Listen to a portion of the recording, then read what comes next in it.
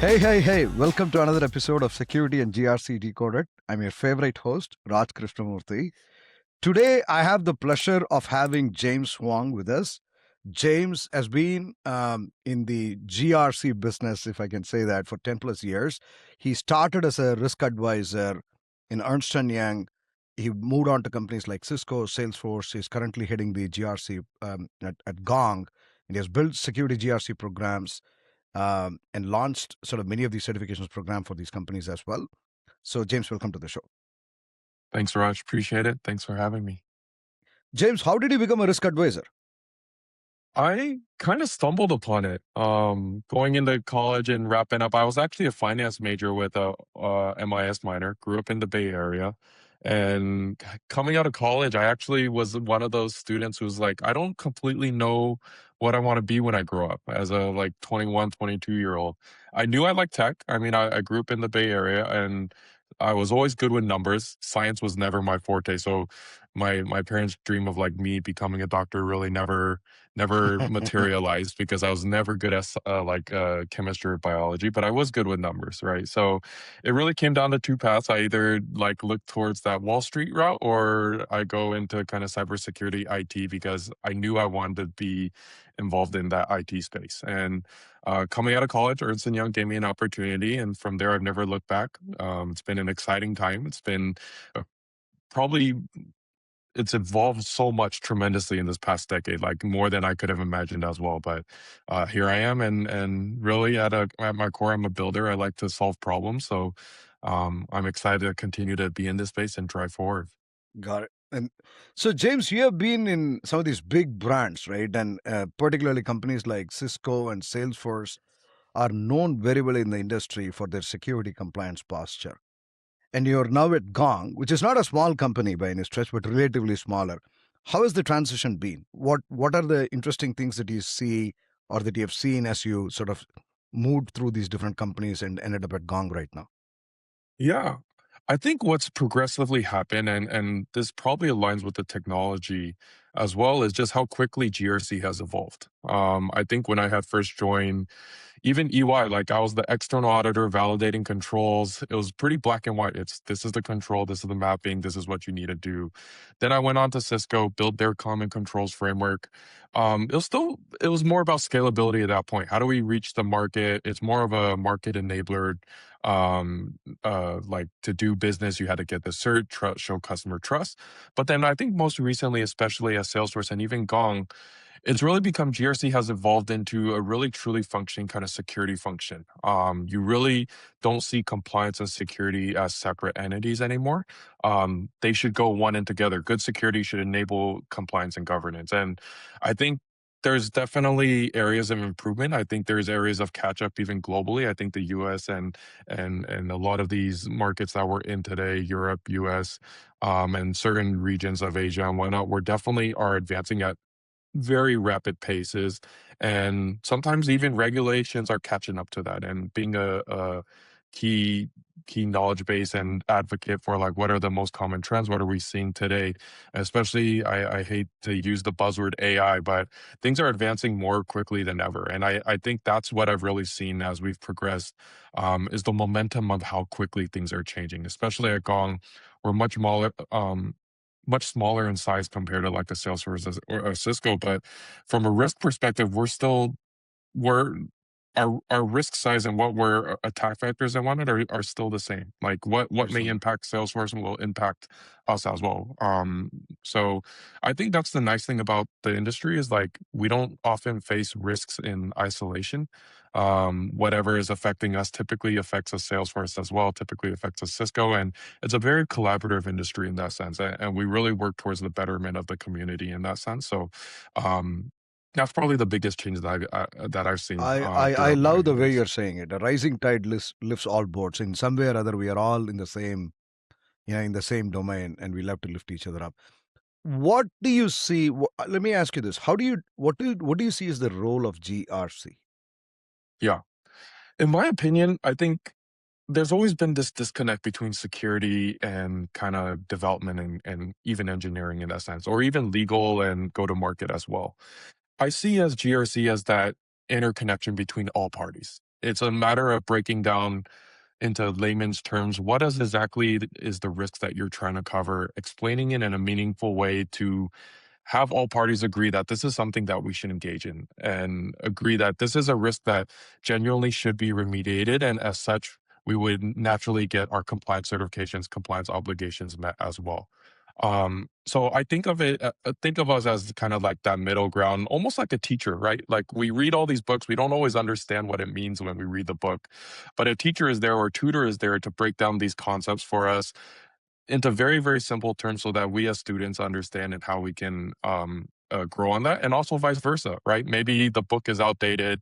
Maybe there's something new in the industry that the students are seeing, and we bring the arrow backwards to say maybe the book needs to be updated. Maybe the concepts need to be updated as well, right? So I really see GRC as that mesh that brings all these parties together to really enable security and compliance as across an organization to also meet business needs and make security an enabler and not a blocker in that sense. Got it. And I think the emphasis that you're making here is managing risks across the organization, in some ways acting as sort of the middleware, if I can use the term, across the Absolutely. organization to bring things together to effectively manage risk. Did I hear that right?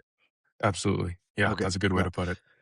One challenge that I see is that you've been an auditor, you've built GRC programs, you've run GRC programs, you've run global cloud compliance, you've done a lot of this. The big challenge to me as an engineer that I always find extremely difficult is that when you look at the control frameworks, whether whether these are ISO 27001 or NIST 853 or whatever they are, right? Mhm. They tend to be extremely abstract, right? And how do you, and you've built a lot of these programs yourself. So how do you correlate between what you typically have this body of work from a compliance perspective? And how do you Yeah. translate that to effectively managing risks? Are they one and the same? Are they very different? How do you view it? Yeah, I think they're one and the same, and I think it's natural for our industry to also be super risk adverse because at the end of the day, it's all about trust, right? If I think there's a natural hesitancy to trust, just like meeting people. There's your initial inclination is more defensive than like, hey, I'm going to be your best friend from day one as well, right? Like, so a lot of these frameworks, the way they're designed, and they're not updated constantly as well, right? So they also that's also why they are kind of more not rigorous, but very kind of black and white in some senses. Um, because they only go through so many updates. They're trying to stay ahead of the times and ahead of the technology as well. So they're overly kind of just again, I would use like black and white. Now, what I like to ground myself at the end of the day is not just reading whatever these frameworks NIST, ISO, SOC at face value, but really try to understand at the end of the day the risk that they're trying to address. And by doing so, that's where I mean they come hand in hand. They're not one separate things because if you can understand the risk, you can have those conversations with different assessors. You can have those conversations with customers to say that like, hey, I know the standard may say this thing. This is the risk that it's ultimately trying to address, but there's a little bit of flexibility there where we can do our own risk assessment, show that this is ultimately the goal of the control and how we meet it differently as well. And that's also how we engage our engineers as well, right? Like I don't actually like to engage engineers and our partners to say, hey, this is the control. This is how we've got to do it. That's just the way it is. I actually go into these conversations to say, hey, this is a risk that NIST has brought up. What is your this is the way our team is thinking about it from a solution perspective, but we would also love to hear like what is your option, right? Maybe this control or risk isn't even applicable to us based on our business model and how we handle customer data or consumer data as well, right? So I think if you tackle it from a risk perspective and bring in that lens, it opens up the conversations to be more proactive, and not necessarily gray, but focus on really accomplishing the goals of like what a good and robust security program should be doing. Got it. And you built the common controls framework at Cisco, and I know that you subsequently did that at Salesforce as well. What were some of the what is the objective of building a common control framework? May sound like a very obvious question, but I want you to sort of explain as a person who has lived through it. So, what is the objective of CCF, and what challenges did you face, especially at large companies like Cisco and Salesforce? Yeah, absolutely.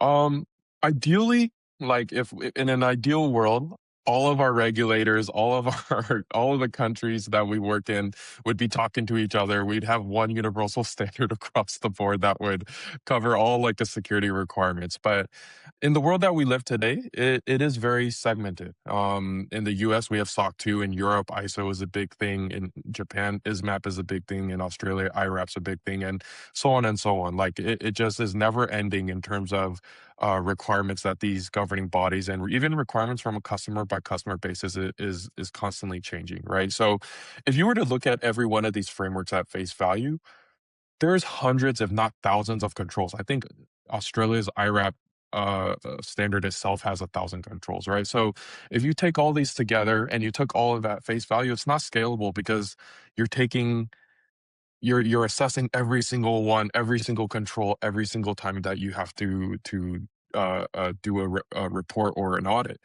But if you really look and cross compare a lot of these certifications, they're focused on the same domains and same risks. Yep. And if you consolidate all of that, you can really bring together these themes into like a central set of controls that would give you coverage across the board. And our goal is to build this stair step model because we do recognize that not all standards are created the same. Like FedRAMP and NIST 853 is one of the highest bars.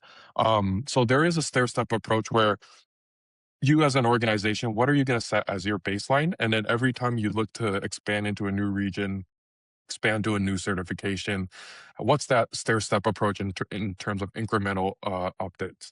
And I think that's the power of a CCF. It brings your compliance program into a scalable manner, but at the same time, it can also break it down when you need to expand into those markets, people, process, technology, because usually what's the biggest uplift typically are technologically or technology updates where you have to reconfigure the system or rip out and replace a system just because it doesn't meet the bar of a certain compliance framework as well, right? So if you can break that down, it just becomes very, very easy to understand. I almost think of it like a cheat sheet for calculus or a cheat sheet for accounting with all your formulas.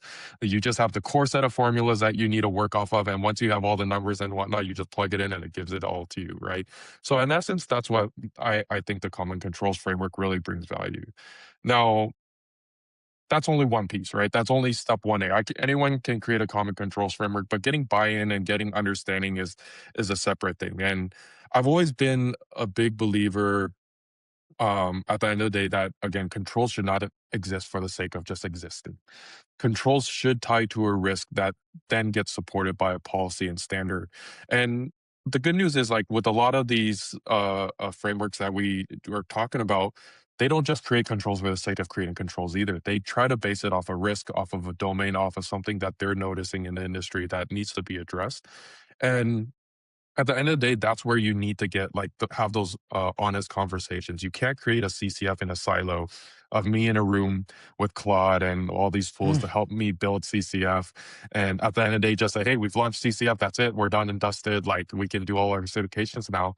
You need to understand like every business is different. Every business's risks are different, right? So even though like a certain framework, what I was saying earlier, may ask for a certain level of encryption based on how your product works, you may not be able to encrypt that a certain layer. You may need to look more downstream or upstream in terms of what you can, because if you follow that framework to the dot, it may break your product as a whole, right? So when you create a CCF, that's only one piece of it, but the evangelization, the conversations you have with partners, bringing in legal, bringing in engineering, getting their thoughts of like how do they think of this framework? How are they addressing certain risks at the end of the day? That's really key when establishing a framework. Because if you don't do that, no one's gonna read your CCF anyway. Like they're just gonna take it at face value and just say, okay, great, like that's good to know, but we're not gonna do it that way.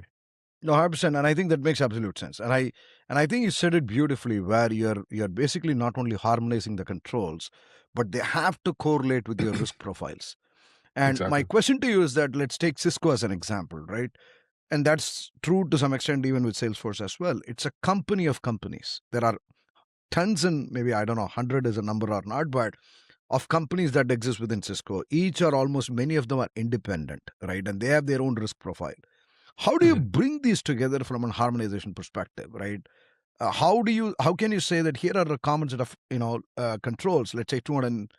I don't remember the CCF number on top of my head. 180, if I remember right, something like that. Correct. And Yeah. how do you say? Yeah, and then you have cross map across all the other authority documents. But how do you do this across all the different lines of business within Cisco? And how do you get Yeah. buy-in? Yeah. So transparently speaking, like things get very, very difficult when your tooling is very segregated, right? I think the biggest difficulty at Cisco and Salesforce, and even like at Gong that we're facing are like your the toughest parts of compliance are when you have acquisitions because there's different technologies, there's different teams, there's different tooling, and I think that's the first thing we always try to do is we try to consolidate tooling as much as possible. We try to consolidate processes as much as possible. And even if you took like another example, if you took compliance out of it, just think about like from an HR perspective, you always want the first thing to do from a uh, mergers and acquisitions is bring them onto your central HR system, bring them onto your central AD. You don't want to be managing two workdays, two separate ADs because it just gets very, very messy in that sense, right? So I think first and foremost, we always try to align on processes to really scale in that manner. But at the same time, I think there are certain risks that at the end of the day are common regardless of the type of business you're in, right? At the end of the day, even if you take an up level and don't want to go by control risk, you can focus on more generic domain risk, right? And what I mean by that is access controls or access risk. Inappropriate access applies to any business, regardless of the type of business, and inappropriate changes, backups, disaster recovery. These are things that businesses as a whole need to plan, regardless of the type of technology and field that you're in, right? So it's a matter of up leveling the conversation even further to higher themes if you need. But it is very difficult. Again, like I said, it is difficult to treat and mitigate as long as there is independence, so to speak, of like I'm going to follow my own processes versus like I want to consolidate. So, regardless of like wherever I've been, even like at Salesforce and Cisco, where we've done a lot of acquisitions, I think as part of that M&A process, the first thing that we've always tried to do throughout any business that we bring on is bring them into like a core set of consolidated processes, and that's also where the CCF comes into play in terms of a driver subscriber model. We try to have a subscriber model to the full extent as possible, where like 80% of our controls, if they can be subscribed to, it makes that much easier from a business perspective. And it's also, it allows us to have that conversation with each business of like, this is the value of subscribing and coming onto our processes is security and compliance are just going to be that much easier for you to manage because you don't need to have a bespoke SIEM solution anymore. You don't need to have bespoke like access controls or recovery controls and whatnot or encryption configuration. If you can consolidate it under one master account, that's really the goal. And I think that's the industry that we're seeing today. I think in the past it's always been let's use our own credit card, let's go spin up our own AWS account, our GCP account, but in the past couple years, what we've really seen is try to bring it all under one umbrella to the full extent as possible for from a monitoring perspective. Got it. I want to make sure I understood. I think that's a very important point that you made, which is the driver subscriber model. What I heard there are a couple of things. One, you're basically providing a central guidance and allowing each of the parties to adapt or adopt as they feel fit. Is that correct? That's right. Yeah, Okay. Two is that you want to be able to centralize on as much of technology as possible so that all the controls that you're applying on into those central technologies can be leveraged in almost instantaneously. Is that correct? that's right. The third question I want to ask you, where I see the gap is that each of those divisions have their own process.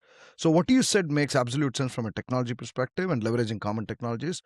But how do you sort of harmonize the process? Because Meraki could follow a completely different process than WebEx, right? As an example.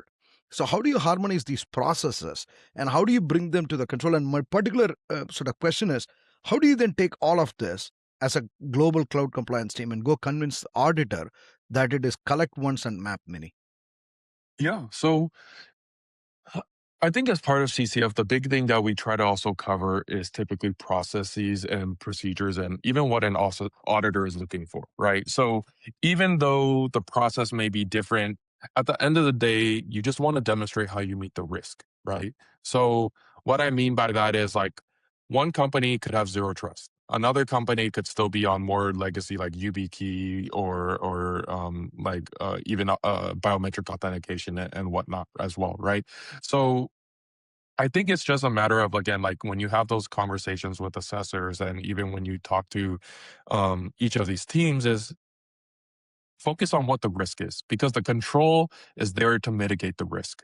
Yep. And typically, you don't want to create a control that is so specific that you don't want to shoehorn yourself into just saying this is the only way to meet the risk. That goes back to what I was saying earlier of like, when you have these conversations with engineers, if you come at it from a risk perspective and you understand the different ways of implementation, you can create a control that is malleable to cover all different aspects of um, each business's processes to do things, right?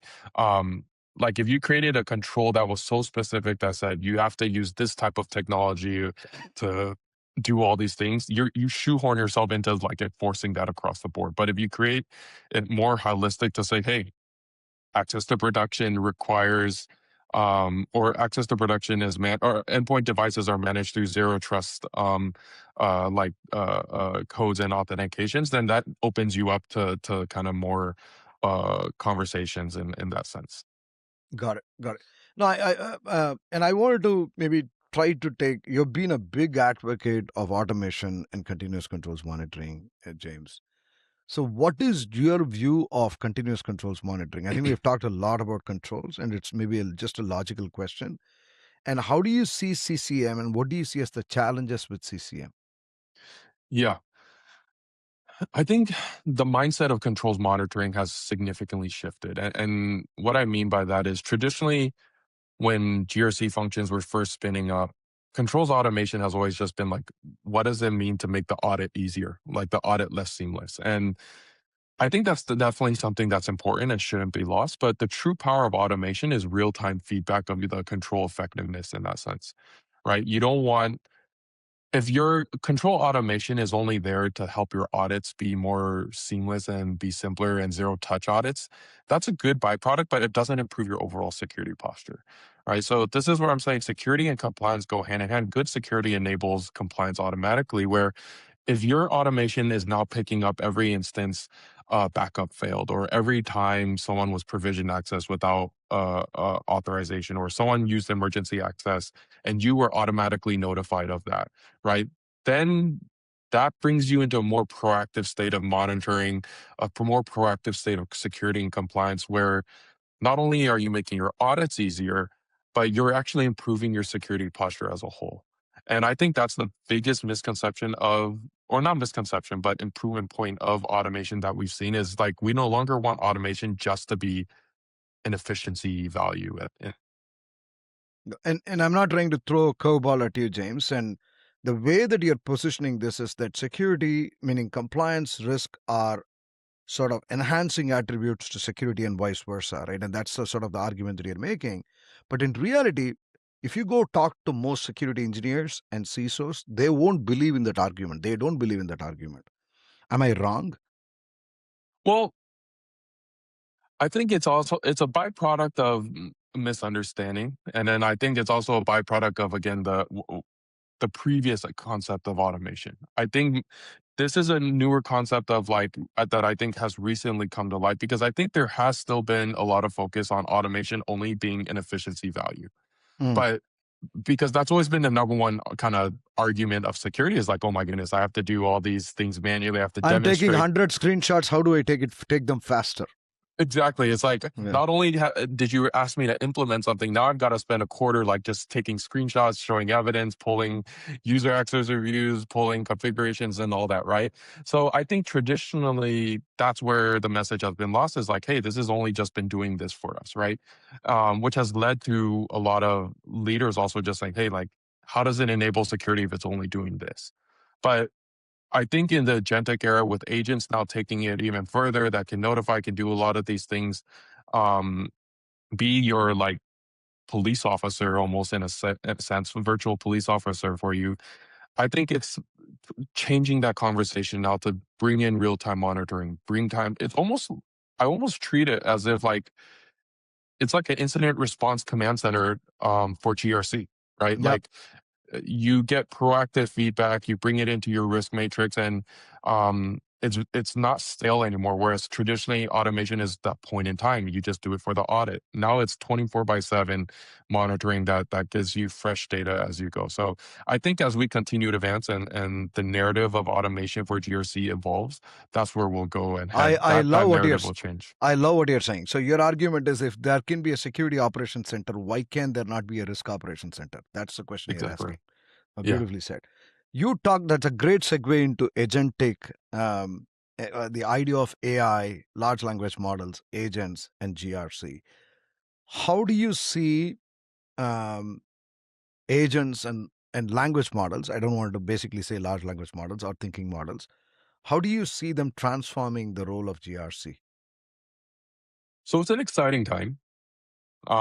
In one hand, it's made us incredibly more, I don't want to say efficient, but it has certainly enabled us to own more and look at more and scale more as well.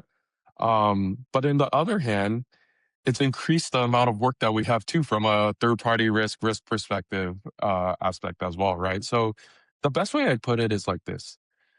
Traditionally, without AI and LLMs, we had a risk. We would throw yourself. We would have to either. We would usually have to build that solution internally. But now in today's world, I think there is probably a vendor or a solution out there for every single problem that you as an organization face. And that's really been enabled by the scale of how quickly AI has been able to adopt. It's enabled all these companies to come up and say, like, I can target this niche risk, niche market and really provide value. And I think that's also why we're seeing this huge boom in startups right now, right? Uh, but at the same time, we're like a kid at the ice cream store. We want to try, we face all the same risks. We see all these problems. We want to try every single thing that we see, but at the same time, like we don't know the security posture of every single company that we use, right? So it it's opened us up to a lot of new risks, but then in some ways it's also helped us remediate maybe more kind of normal industry risks that we've seen for years on end more quickly. Got it. We actually recently had a guest, and he said something very, very interesting. And the way he said is that he sees third party risk as a curated data of the first party risk, meaning, but in reality, there is a big disconnect between what happens in the curation process and how the data is presented. And you talked about third party risk. And so I want to get your take. How do you see third party risk and how do you preserve that there is a continuity in which we can continuously collect evidence and do controls test and how it is translating into third party risk? Do you see a line there? Do you see gaps and opportunities there? How do you see this? Yeah. I think there's still improvement areas. There certainly are. I think with a lot of these technologies, there's still the industry as a whole, the security industry as a whole, we're still learning as we go, right? And I think that's also one of the reasons why I love being in this industry is there's never a stale moment of like, I've solved it, I figured it out, and like we can just in 1 year that approach may be stale and you've got to change again, right? Um, so transparently speaking, I think with third party risk, it is a problem today in terms of how we continue to assess. It's been very traditional in the sense of show me the latest SOC 2 report you have, show me the pen test you have. It doesn't really build in that continuous evaluation because it's also from a managerial perspective very, very difficult, right? So just the way I build up CCF as well, what we're really trying to do, especially at Gong now as well, is how can we tier our vendors based on the data and sensitivity of the data that they have, and then tier them into risk categories as well. I think traditionally third-party management has been much more simpler. You don't have this huge inventory of third-party vendors that you're using. You can take the same approach for every single vendor, regardless of the size that Mm, they're at as well. But third party risk management now is a living and breathing kind of program that continuously changes. You have to take into company size, you have to take into even location. Now, location is huge of like where is the data being stored, where is the company being located, where are their security and engineering teams located and everything, right? What are their pen test results and whatnot. And so at our what we're trying to do is one, we're really focusing on two factors. One, we're trying to look at the type of data that they'll hold, the type of connection, and even how that connection between our companies would be made. And then two, we do try to take into account the size and kind of the maturity of the organization as a whole, right? Like we don't want to take a same size fits all approach of like we need 20, 50 artifacts from every single company that we look at because um, there are certain levels to this in terms of maturity at an organization, and we don't want to send the same set of questionnaires to everyone regardless of what they do and whatnot. And maybe a service, we could be using a service to just send apparel out to our team members. Does that need the same level of scrutiny as an AWS who's going to like support our backend and databases, or GCP and be our infrastructure and whatnot, right? Like, so that's where I think TPRM has really evolved, and finding that right middle ground of uh, having that consistent follow up and conversation, and versus just like once in a year, am I going to reach out once every 2 years? I think it really now is a partnership between parties of how can you trust me and how can I trust you type of thing. Okay. And I wanted to go back to that. So, the one example why the way that I see, for example, the large language models have become phenomenally successful, especially and it's phenomenally successful in some areas, like, for example, coding, right? Automated, autonomous coding. And one big reason, and I can think of, is that, for example, you can use Copilot to write code in Python or Go, but there is a deterministic runtime. You catch them at compile time. You can write code in Python, but you need a Python interpreter. You can write code in Go, but you need a Go runtime, right? You need a Go compiler. So in some ways, you're taking the probabilistic set of inputs and then converting them into deterministic outputs, right? And that's how we are able to sort of reduce the verification cycle. How do we apply this in the world of GRC? What I mean by that is, how can I take natural inferences that from a control narrative that I can translate to some pieces of automation, but how do I deterministically execute them every single time in the world of agentic GRC? Have you thought about that? Have you come across that? Yeah, that's a good question as well. um, I think this is where like if I'm thinking through this, you really don't want to design your automation based on the control language at the Mm, end of the day again.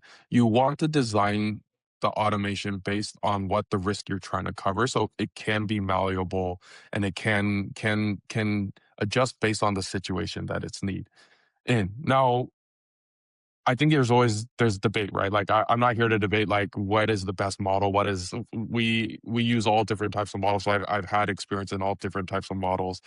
I think really what I see at the end of the day is like there's a trust but verify. Like that's probably the number one thing we say in our industry, right? Like trust it's but good to use verify. these tools. Mm, It's good to it helps us do a lot of work more. It allows us to do more in our day than without it. But at the end of the day, you still need to do a level of testing. You still need a level of verification. We're very big on at the end of the day when it comes like to decision making processes. You're responsible for whatever you run, right? So you want to have someone verifying what comes out of it. Even if automation is working and showing no findings or no results, you want to test that every once in a while to see that is it truly working the way you've designed it, or has it gone sideways and has it gone awry? And I think that's the good thing about automation is at the end of the day, when it comes to like testing and whatnot, from a compliance perspective, you can't test 100% of the sample. It's just impossible from an auditor's perspective. Automation enables you to get more visibility, but at the end of the day, if it broke, the worst case scenario is you just for that one period go back to your manual ways of like, okay, I'm gonna have to pull a population for this short period again. I'm gonna have to test manually, but then you fix your automation and bring it back up to speed again, right? So I think that's the way I see it is that you want to have someone consistently testing. You want someone to be there to check the results. Don't just say take over cloud, take over Codex, run with it, and I'm gonna close a blind eye because okay. that doesn't bring any So value at you the need end to of the be day. able to create a deterministic, repeatable, consistent set of outputs, right? It's almost like what we call idempotent, right? Yeah. Underlying state doesn't change, the inputs don't change, you expect the same output. You need to be able to Yeah. demonstrate that. You said something very interesting. You said that is one of the reasons why you said you should not go off automation off the control language or the. My question to you is that aren't control narratives supposed to incorporate your risk statements as well? Isn't that the purpose of these control narratives?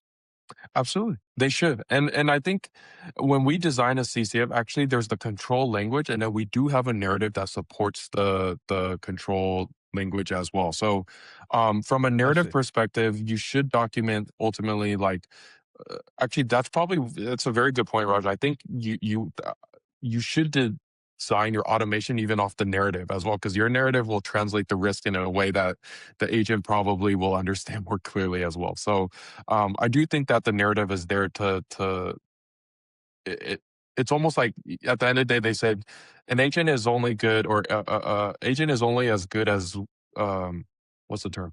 An agent is only as good as how well you prompt You it. prompt them. Yeah, correct.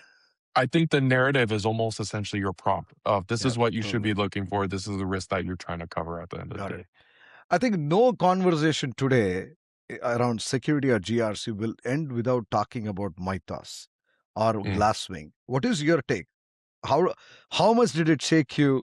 How much did it impact you as a GRC? I'm asking you as a GRC leader, what is your take on Mythos, and how did you react to it, and how do you want to react to it? Yeah. This is a very hot topic, even with our leadership at Gong and Salesforce. And it wasn't at Cisco because Mythos hadn't come out yet when I was at Cisco. Um, I think it was an initial shock. It was like, oh my goodness, the world is falling when it had first released. Um, but at the same time, I think it was viewed as an incredible opportunity.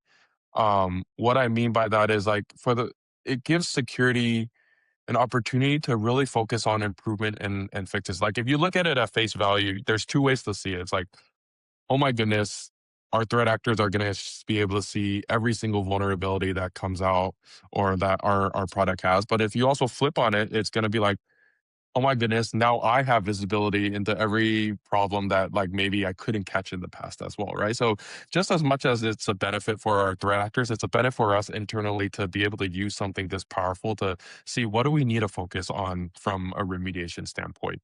And at the end of the day, I think if you took Mythos at face value, it's overwhelming. You can't just take it and say like I have thousands and hundreds of risks and issues and vulnerabilities and whatever it may be, but you need to find a system to really quantify that and really target. Because if you just say, I'm going to go in and patch everything, I'm going to go in and update everything, it's just not possible. If I had a unlimited resources, unlimited budget, yeah, sure, I'll go ahead and do that. But realistically, every team, every organization just has a constraint when it comes to like being able to patch and being able to fix issues as we see. So that's where I really like to focus. I think Mythos has really opened us it's opened us our eyes up to focusing on the likelihood of things. It's no longer just the impact.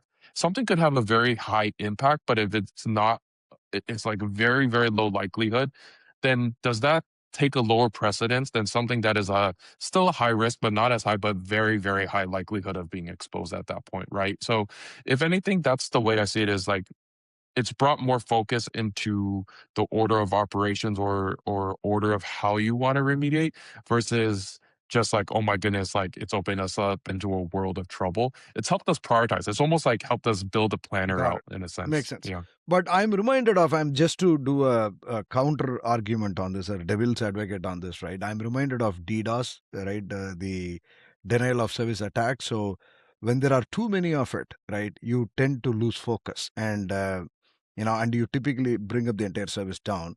And my question is that the security in the GRC apparatus is already suffering from a lot of noise. Are you afraid that Mythos is going to create more noise, and as a result, it's going to make it worse than better? It could. Um, but I think very similar to like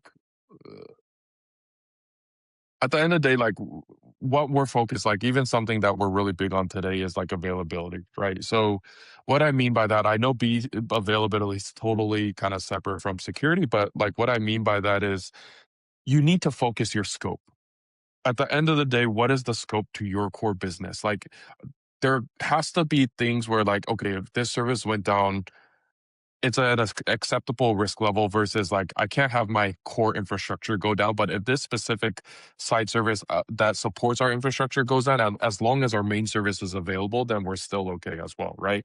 So I think with Mythos, you have to be very, very targeted and very specific in what you want to go. It's almost like I can travel the world and there's so many locations and I don't know where to go because I just want to go to all of it. But if I am very targeted in terms of like, oh, in the fall, I want to go to this specific area. And in the winter, this is the best area to go to, and pinpoint that location or pinpoint what your key services that are like your absolute non negotiables. I think that will help you sort through the madness of what's to come in the sense. Um, because it really comes down to, at the end of the day, prioritization. You can't just it's just impossible to take everything at face value all at once. Got it. For the teams, for the folks that are new to GRC, right, few years into GRC, what would your advice be in terms of what do they need to equip themselves for the future of GRC, James? Yeah. I think it's an incredible time. I wish I had AI back then because coming into, I still remember my staff years. My old managers would tell me I was probably like very hard to work with because understanding the concepts of like socks and sock and all things were very foreign to me in the beginning. So it took me like a good year and a half to really ramp up to understand like what the concepts of risk and all these things were, right? I think AI like shortens that timeline incredibly. I can ask like, what is the point of this control? What is this? Like AI does it does a really, really good job of breaking down control and the why of why we test things. But I my one advice to up and coming GRC professionals is, even in my interviews today, I think there's still that legacy mindset of GRC is separate from security. We're here to get certifications. We're here to grow, help go to market. I think it makes it still they're stuck in that conversation of you have to do this because the control says it, so just do it. But I think if we can start to evaluate, especially those in the new GRC space, and start to think again, focus on the risk, that breaks it down a lot easier. That breaks it down the conversation with your partners a lot easier. Um, how does it fit into our overall company's risk appetite? Because again, like you do have to risk prioritize. Not every risk can be remediated from day one, right? So that's my biggest advice for up and coming GRC professionals is don't be so focused on what these frameworks and compliance frameworks say at face value. Design your CCF to be malleable. Design it to be risk. It can it can change with the risk profile that you've designed, and have conversations like that. It goes a much longer way than just forcing a control down people's throats, and makes you a better partner in that sense. Makes sense. And what would advice would you have for GRC managers in terms of how they should think about investments in the GRC space, and particularly how do they convince their leadership to make those investments? Yeah. Um, that's a question I'm dealing with day in, day out, right? I think the old GRC mindset has always been like, oh, we've got another certification, let's throw more manpower at it, right? I think that's a natural kind of first inclination is like, we need more people, we need more people.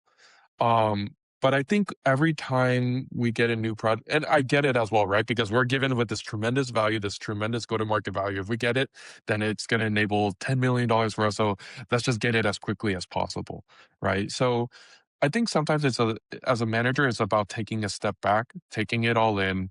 You have all these powerful tools that can help enable you as well now. Um, Not everything just needs to be throw more manpower, more manpower.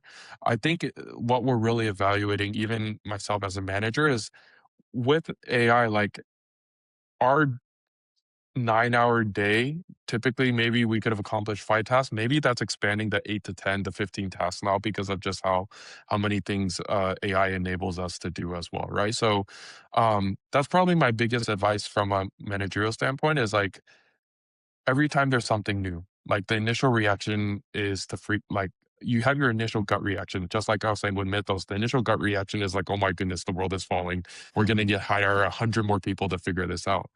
But take a step back, think about it, think about what you're trying to do, think about what your team's priorities are, just like risks are evolving, different risks are a bigger priority. The team's priorities could change. Maybe someone can shift over here, and they're and then once you digest it and really understand, then make a decision. Don't rush to a brash decision of saying, I need to do this in this way immediately. Because that's also the problem with creating a control is like, I'm just going to create a control for the sake of it. And then no questions asked, just do it. But if you take a step back and really focus on the bigger picture, it allows you to take different strategies to it. James, this has been a very fascinating conversation. I thank you very much and best wishes. Thanks, Raj. Appreciate. Thanks for having me.